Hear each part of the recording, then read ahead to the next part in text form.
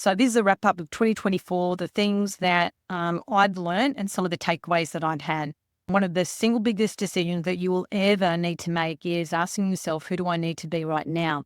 So in any situation, interaction, conversation, the first, port of call for you is, who do I need to be? Do I need to be someone who is empathetic? Do I need to be clear? Do I need to really manage my energy? And when I'm really clear about who I need to be, then the what, the when, and the how is going to roll on. And you'll find yourself being so much more authentic and in integrity. And when those things are lined up, that is when you are your most powerful. Changing behavior. This was a really interesting time this year. We had a number of people within our network, our family and friends, who decided that this year was the year that they really wanted to release things in their life and habits in their life and situations that no longer served them. And when we think about changing behavior, there are certain elements that I think really supported the way in which I supported other people, but also when I wanted to change some of my habits and behaviors. And so if I think about when you want to change a behavior, 40% of it is habit, and then 40% of it is choice, and then 20% is environment. So if I know that I can change my environment to reflect what it is that I want to move towards, then I'm supporting that change. When I know that there is a significant amount about making a choice, then I'm going to really stay conscious about that behavior that I'm going to continue. And then if I know that 40% is habit, how am I going to ingrain it into my daily operating rhythm? And one of the things that I find that is really insightful around this is you need to diarize it. If you want to change something, you need to put it in your schedule, because your schedule is a reflection of where you spend your time and where you spend your energy. And it's kind of like a biography of what you value. So when you can schedule the things that are important for you and to you, then you are definitely going to move forward. So how can I shift a little bit in the way in which I create that habit, in the choices that I make, and also the environment around me? So I wanted to share with you a really powerful question. And the question is, what habit do you currently continue to choose that if you replaced it with something else would have a positive, meaningful impact on your life? And I asked myself that question, and the question that, or the answer that came up, was this habit of scrolling through social media. And it was interesting when I really sat through it, like, what is it that compels me to do it? What do I get out of it? What are the benefits? And like, what is it that I want to change about it? And what came up for me is that I actually do enjoy it. However, once I'm aware that I'm going into the rabbit hole and, I've spent, more than 10 minutes on it, that's when I know it's time to stop. And so what I wanted to introduce was the opportunity of not stopping that, but also then extending something else that I wanted to do. And it was being able to have a limited amount on my phone and then start reading more, because I know just that feeling that that gives me when I'm doing that. So it didn't need to be an all or nothing. It was a this and that. And I thought that was a really, for me, an interesting way of shifting the way in which I saw things. So it doesn't have to be this or that. It actually can be this and that. And that was really, liberating for me. The other, the power of acceptance, like when you resist something, it actually does persist because you're creating blockages in your life. And I remember Eckhart Tolle, saying, being a cooperative component with the universe. And I often say in our leadership programs, like when you start to argue with the universe and go, well, that shouldn't happen and they shouldn't say that, guess who always wins? And it's not you. So again, when you can move into it, accepting the situation, accepting what's in front of you, you are where you are, and then moving forward in a way that you're not resisting, you're not fighting, and you're not judging, like act as if you had chosen that situation. That is so powerful. And just by saying that, so, okay, if I chose this, what's in it for me? What can I do about it? Because when you ask yourself a question, your body always wants to answer. Your mind will always want to give you the answer to it. So it's actually setting yourself up for really powerful questions and being conscious when you are in a situation that perhaps is a little bit uncertain or unnerving for you. Because whatever is relevant for you will show up. So like any situation, any event that you're experiencing now is really relevant for your spirit, and it may not feel like it, but it is an opportunity for you to explore that. And because it's in that exploration that you are going to grow and that you are going to find things inside of you that is going to kind of expand your repertoire of behavior. And you could ask, like, what is it about this situation that is supporting my evolution? And again, a really powerful question.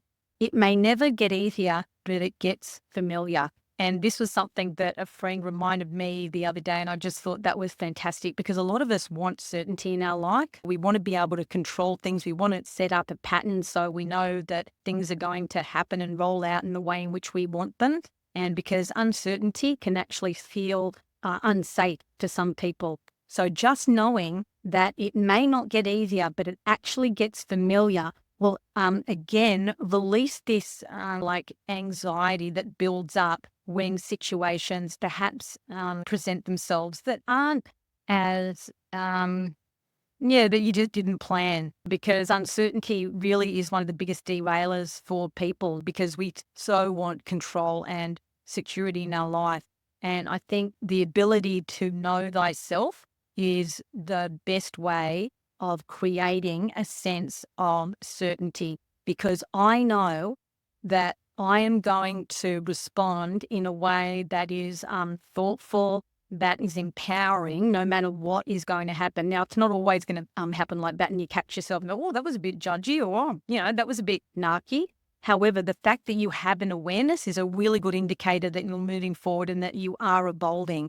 So, asking that question that what is it that it's presenting itself that actually can support you and be a benefit for you, and like working on yourself, like really reflecting on some of those habits, those mind habits, those physical habits that perhaps aren't supporting you, so you can develop a really clear level of self-awareness, like having a practice that like you can deep dive into. And then the other thing that I wanted to share with you is this sense of a person's effectiveness is directly related to their ability to lead. And the better they are at being able to lead themselves, the better their life will be. And I really found that this concept of self-leadership is just so powerful because we teach leadership principles, and the principles of leadership go across every aspect of your life, whether it's in relationships, the way in which you communicate, the way in which you present yourself to the world, your inner life. That when you can grasp this ability to lead yourself in a way that's authentic and kind, that's very, very powerful. And again, I found that was a wonderful way of, looking at life in a different viewpoint. So, like self-leadership. And we're really excited to present next year. We're going to we're actually launching a community, and the community is really about self-leaders and leadership, not just, if you've got a business or a team, it's actually about self-leadership in your life. Like we want A players, and it's going to be around 3 key areas. It's going to be about community, it's about coaching, and it's also about accountability. And so there's going to be some content, but I think it really is about getting clear about what it is that you want to create in your life and being able to be a part of a community that's going to support you and gently hold you to account on that.